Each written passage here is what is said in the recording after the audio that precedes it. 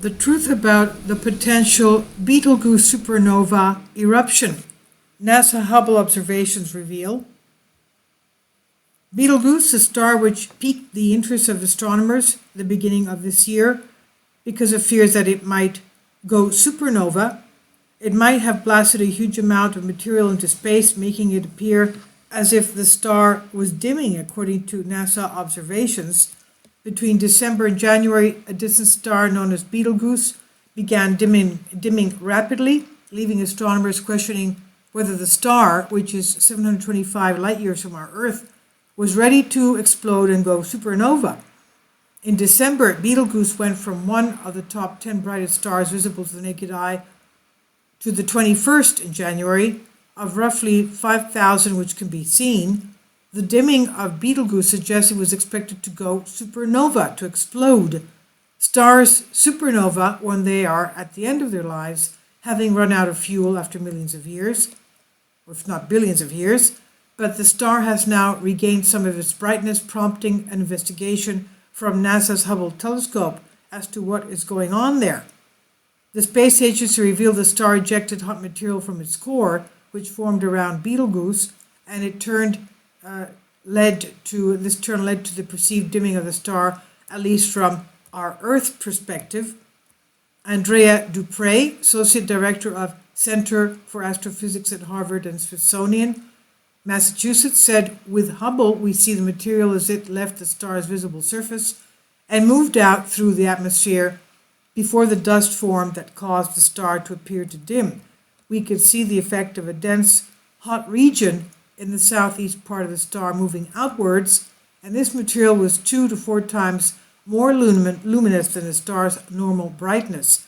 And then about a month later, the south part of Betelgeuse dimmed conspicuously as the star grew fainter.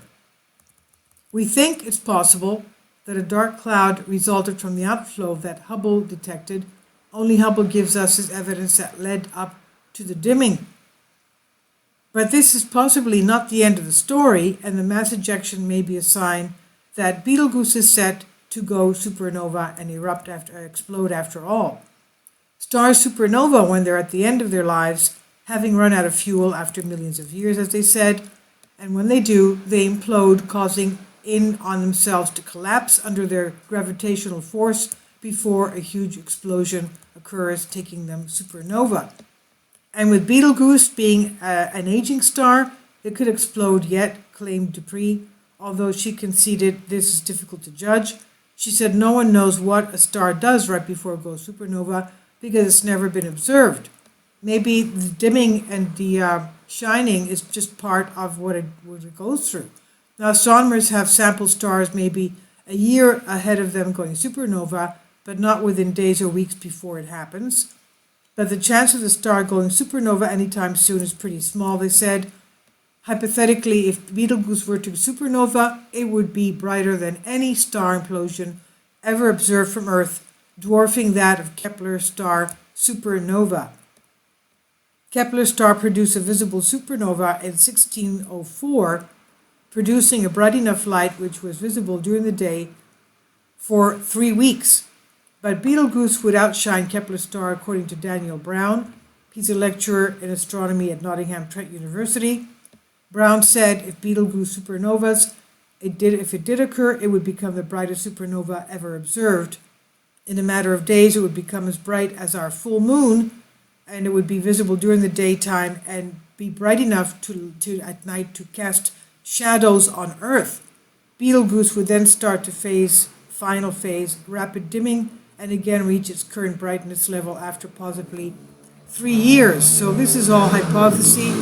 We'll see what happens, and we'll keep an eye out on this, obviously. This is by Sean Martin on Express UK.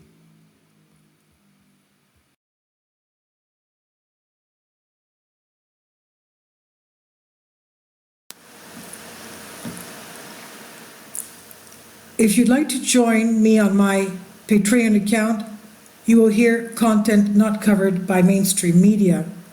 These riveting stories will be based on my research, and I will state my opinions and give my personal insight on diverse and controversial subjects and world events not covered by mainstream media, and not supported by YouTube guidelines. So whatever I have on my Patreon, most of those will not be on my YouTube channel. Please consider becoming a member today. More of the most significant and important videos will be on my Patreon channel. Your support helps me to continue my research and keeps this YouTube channel alive. And we depend on your support, your generous charity, because we help economically challenged families here in Athens, Greece, in Kapota, and we also help the young generation with university tuition and the community around our church. Thank you.